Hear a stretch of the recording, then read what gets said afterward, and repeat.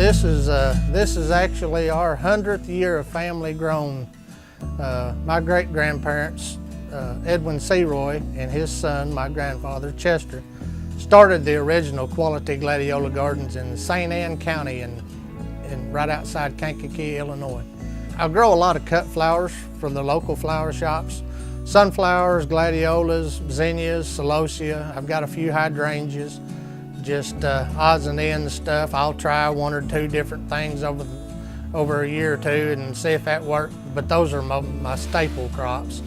Vegetables, squash, zucchini, cucumbers, okra, some kinds of peas, hot peppers, tomatoes, cherry tomatoes. It's all I've done all my life. I mean, from daylight to dark, running water, moving irrigation pipe, hoeing, weeding stuff, planting stuff. That's all I've ever done. The farmers market runs every Saturday starting in May till the end of October.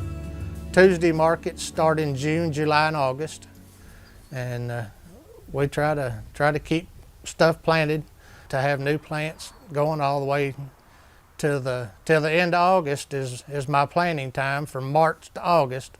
I usually I'm fortunate enough to have a lot of repeat customers that come week in, week out, all through the season. And typically there's a line in my booth. One thing I do with all my produce, all my flowers, all my vegetables, they're picked within usually 24 to 36 hours of each market day.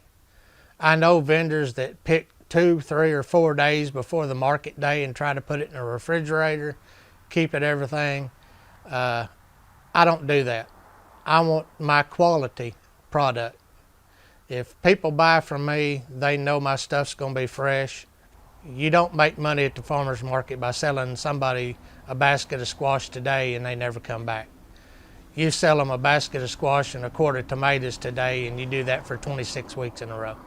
And that's the only way you're going to make a living doing what I do. What I've always said, I'm a typical farmer. I said, I pray a lot. Pray for rain, pray for dry weather, pray for me to get the crops in the ground. But out here, after the first 2 or 3 years, I'd be worried because if I was picking something, I just didn't have enough stuff to go to the market.